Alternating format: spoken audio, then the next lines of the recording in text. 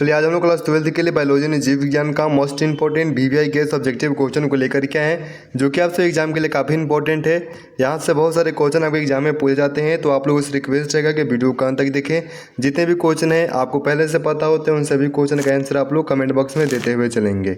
आज का पहला क्वेश्चन है, परिवार नियोजन कार्यक्रम प्रारंभ किया गया। यानी कि परिवार नियोजन जो कार्यक्रम है वो कब प्रारंभ किया गया था? तो यह प्रारंभ किया गया था आपके 1951 में। कब प्रारंभ किया गया था? तो 1951 में जो है आपका परिवार नियोजन जो कार्यक्रम है इसको प्रारंभ किया गया था। काफ़ी इंपॉर्टेंट क्वेश्चन है, इसको ध्यान में रखना है। अगला क्वेश्चन आता है 2 नंबर, बढ़ रही मानव भ्रूण का पहला संकेत क्या है? यानी कि बढ़ रही मानव भ्रूण का जो पहला संकेत है वो क्या है? तो देखिए वो है आपका स्टेथोस्कोप द्वारा हद ध्वनि को सुन करके इसको पता संकेत मिलता है, इससे पता चलता है। तो ऑप्शन नंबर बी आप लोगों का सही आंसर हो जाएगा।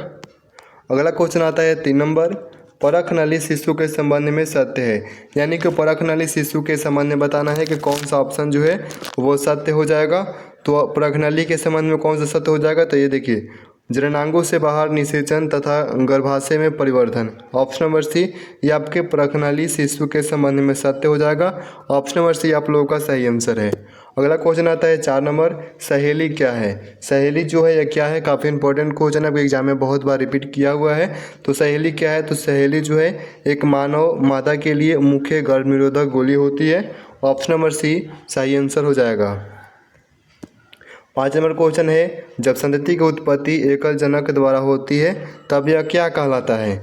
यानी कि जब संतति की उत्पत्ति एकल जनन द्वारा हो तो इसको क्या कहा जाता है? तो इसको कहा जाता है अनलैंगिक जनक, यानी कि option number B. Option number B सही आंसर है। अगला क्वेश्चन आता है 6 नंबर, मानव मादा में गर्भकाल है। यानी कि मानव मादा में जो गर्भकाल होता है वो कितने दिन का होता है? तो वो होता है लगभग कितने दिन का? तो 9 माह का होता है। कितने माह का होता है? तो 9 माह का होता है। ऑप्शन नंबर सी आप लोगों का सही आंसर है। काफ़ी इंपॉर्टेंट क्वेश्चन था। 7 नंबर क्वेश्चन है, काफ़ी इंपॉर्टेंट है, स्टोली कोशिकाएं पाई जाती है। यानी कि स्टोली जो कोशिकाएं होती है वो कहाँ पे पाया जाता है? 4 ऑप्शन है। तो जो आपका स्टोली कोशिकाएं होती है ये आपका पाया जाता है वृषणों में। कहाँ पे पाया जाता है? तो वृषणों में पाया जाता है। तो सही आंसर हो जाएगा ऑप्शन नंबर बी। बहुत ही इंपॉर्टेंट है, इसको आप सभी ध्यान में रखेंगे, एग्जाम में बहुत बार रिपीट किया हुआ क्वेश्चन है। 8 नंबर क्वेश्चन आता है, केंद्रीय औषधि अनुसंधान संस्थान द्वारा कौन सी गर्भनिरोधक गोली तैयार की गई थी? यानी कि केंद्रीय औषधि जो अनुसंधान संस्थान है उसके द्वारा गर्भनिरोधक गोली तैयार करा गया था। तो कौन सी गोली थी वो, उसका नाम बताना है। बिल्कुल सहेली जो है, सहेली इनके द्वारा जो है तैयार की गई गोली है, गर्भनिरोधक गोली है। ऑप्शन नंबर सी आप लोगों का सही आंसर है। अगला क्वेश्चन आता है 9 नंबर, ये परिवर्तन जो लार्वा को वयस्क में परिवर्तित कर देते हैं कहलाते हैं। यानी कि जो परिवर्तन जो है लार्वा को वयस्क में परिवर्तित कर दे उसको क्या कहा जाता है? काफ़ी इंपॉर्टेंट है, एग्जाम में बहुत बार आया हुआ क्वेश्चन है। तो उसको कहा जाता है कयांतरण। क्या कहा जाता है? कयांतरण कहा जाता है। ऑप्शन नंबर सी सही आंसर हो जाएगा। साथ में आप सभी भी क्वेश्चन का आंसर कमेंट करते हुए चलेंगे कमेंट बॉक्स में, इससे क्वेश्चन जो है आप सभी को जल्दी याद हो जाएंगे। 10 नंबर क्वेश्चन है, कोरक की गुहा कहलाती है। यानी कि कोरक का जो गुहा होता है वो कहलाती है, उसको क्या कहा जाता है? तो उसको कहा जाता है आपका सीलोम। क्या कहा जाता है? तो सीलोम कहा जाता है। ऑप्शन नंबर बी, यानी कि कोरक की जो गुहा होती है उसको सीलोम कहा जाता है। बहुत ही इंपॉर्टेंट है, इसको ध्यान में रखें। 11 नंबर क्वेश्चन आता है, स्तनधारणी के शुक्राणु के मध्य भाग में पाया जाता है। यानी कि स्तनधारणी के जो शुक्राणु के जो मध्य भाग में पाया जाता है वो क्या पाया जाता है, उसका नाम बताना है। तो क्या पाया जाता है? तो वो होता है आपका माइटोकॉन्ड्रिया। क्या होता है? तो माइटोकॉन्ड्रिया होता है। फिर से क्वेश्चन को देख लेंगे, स्तनधारणी के जो शुक्राणु के मध्य भाग में होता है वो क्या होता है? तो माइटोकॉन्ड्रिया होता है। काफ़ी इंपॉर्टेंट है, ऑप्शन नंबर सी सही आंसर है। 12 नंबर क्वेश्चन है, किसी खास समय एवं स्थान में किसी खास आबादी में मृत्यु की संख्या को क्या कहते हैं? क्वेश्चन आपके एग्जाम में आया हुआ था। यानी कि अगर किसी खास समय में किसी स्थान में किसी खास आबादी में अगर मृत्यु की संख्या हो तो उस मृत्यु की संख्या को क्या कहा जाता है? तो उस मृत्यु की संख्या क्या कहा जाता है? तो उसको कहा जाता है मोर्टेलिटी। क्या कहा जाता है? तो मोर्टेलिटी कहा जाता है। ऑप्शन नंबर बी सही आंसर है। इसको आप ध्यान में रखिए, ज़्यादा याद करने की ज़रूरत नहीं है, इसको आप समझ लेंगे तो याद हो जाएगा। अगला क्वेश्चन आता है 13 नंबर, इनमें से कौन नर युग्मक से संयोजन करके भ्रूणपोष बनाता है? यानी कि नर युग्मक से जो संयोजन करके भ्रूणपोष बनाता है वो कौन होता है? तो वो बनाता है आपका द्वितीय केंद्रक कौन बनाता है? तो द्वितीय केंद्रक जो आपका होता है वो नर युग्मक से संयोजन करके भ्रूणपोष बनाता है। काफ़ी इंपॉर्टेंट है, इसको आप सभी ध्यान में रखिए। सभी क्वेश्चन इंपॉर्टेंट है, याद नहीं होता है तो वीडियो को दोबारा से देख लेंगे, काफ़ी इंपॉर्टेंट है आपके एग्जाम के लिए। निम्न में से कौन रिट्रोवायरस द्वारा उत्पन्न होता है? 14 नंबर क्वेश्चन है, कौन जो है रिट्रोवायरस द्वारा उत्पन्न होता है? तो वो कौन होता है? तो वो होता है आपका एड्स। देखिए एड्स जो होता है आपके रिट्रोवायरस द्वारा उत्पन्न होता है। ऑप्शन नंबर बी काफ़ी इंपॉर्टेंट क्वेश्चन है, ध्यान रखिए। 15 नंबर क्वेश्चन आता है, किस हार्मोन द्वारा अंडोत्सर्ग नियंत्रण होता है?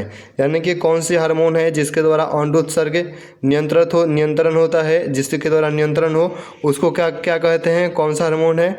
तो वह आपका FSH और LH। ये काफ़ी इंपॉर्टेंट है, एग्जाम में आया हुआ था क्वेश्चन है, इसको VVI में रखें, ये काफ़ी बार रिपीट किया हुआ क्वेश्चन है, ध्यान रखिएगा। यानी कि अंडोत्सर्ग नियंत्रण करता है, यही दो हार्मोन है FSH और LH, ये दोनों को ध्यान रखिए, काफ़ी इंपॉर्टेंट है एग्जाम के लिए। 16 नंबर क्वेश्चन है, आवृतबीजी में कौन सी संरचना नहीं मिलती है? यानी कि आवृतबीजी में जो है कौन सी संरचना नहीं मिलती है? तो कौन सी संरचना नहीं मिलती है? तो यहाँ पे देखिए आर्किगोनियम संरचना नहीं मिलती है। बाकी आपका अंडफ है, पराकोष है और गुरु युग्मक को विद्ध है, ये सभी संरचनाएं जो हैं आपके आवृतबीजी में मिलती है। लेकिन ऑप्शन नंबर ए आपका आता है आर्किगोनियम, ये संरचना आवृतबीजी में नहीं होती है। तो सही आंसर आप लोगों का हो जाएगा ऑप्शन नंबर ए। अगला क्वेश्चन आता है 17 नंबर, टर्नर सिंड्रोम में कितने गुणसूत्र होते हैं? टर्नर सिंड्रोम में कितने गुणसूत्र होते हैं? काफ़ी इंपॉर्टेंट क्वेश्चन है। तो टर्नर जो सिंड्रोम होता है उसमें 45 गुणसूत्र होते हैं। कितने होते हैं? 45 होते हैं। ऑप्शन नंबर ए सही आंसर हो जाएगा। 18 नंबर क्वेश्चन है, निषेचन के पश्चात बीजाणु परिवर्तित हो जाता है। निषेचन के पश्चात जो है बीजाणु जो होता है वो किस में परिवर्तित हो जाता है? तो वो परिवर्तित हो जाता है आपके भ्रूणपोष में। काफ़ी इंपॉर्टेंट है, लॉजिकल क्वेश्चन है, इसको ध्यान में रखिए। भ्रूणपोष में परिवर्तित हो जाता है, किस में परिवर्तित होता है? तो भ्रूणपोष में परिवर्तित होता है। ऑप्शन नंबर डी सही आंसर है। 19 नंबर क्वेश्चन है, प्रथम अनुवांशिकी के पिता थे। प्रथम जो अनुवांशिकी के पिता थे वो आपके कौन थे? तो वो थे आपके मेंडल जो थे आपके प्रथम अनुवांशिकी के पिता थे। ऑप्शन नंबर बी सही आंसर हो जाएगा। यह भी इंपॉर्टेंट क्वेश्चन है, सभी क्वेश्चन आपके एग्जाम के लिए काफ़ी इंपॉर्टेंट थे, सभी को ध्यान में रखिएगा। आज का लास्ट क्वेश्चन आता है 20 नंबर, मानव में निषेचन होता है, यानी कि मानव में जो निषेचन होता है वो कहाँ पे होता है? ऑप्शन देख लीजिए, गर्भाशय, योनि और अंडाशय, और ऑप्शन नंबर डी आता है फेलोपियन नलिका में। किसको इस क्वेश्चन का आंसर पता है कमेंट करके जल्दी से बताएंगे। तो देखिए मेन आपका है, काफ़ी इंपॉर्टेंट भी है, मानव में जो निषेचन होता है कहाँ पे होता है? तो वो होता है आपके फेलोपियन नलिका में होता है। ऑप्शन नंबर डी सही आंसर हो जाएगा। ये काफ़ी बार एग्जाम में पीछे पूछा हुआ भी क्वेश्चन है। ये आपके 20 क्वेश्चन कंप्लीट हो गए। 20 में से कितने क्वेश्चन का आंसर आप सही कर पाए हैं कमेंट करके बताएंगे। मिलते हैं अगले वीडियो में, धन्यवाद।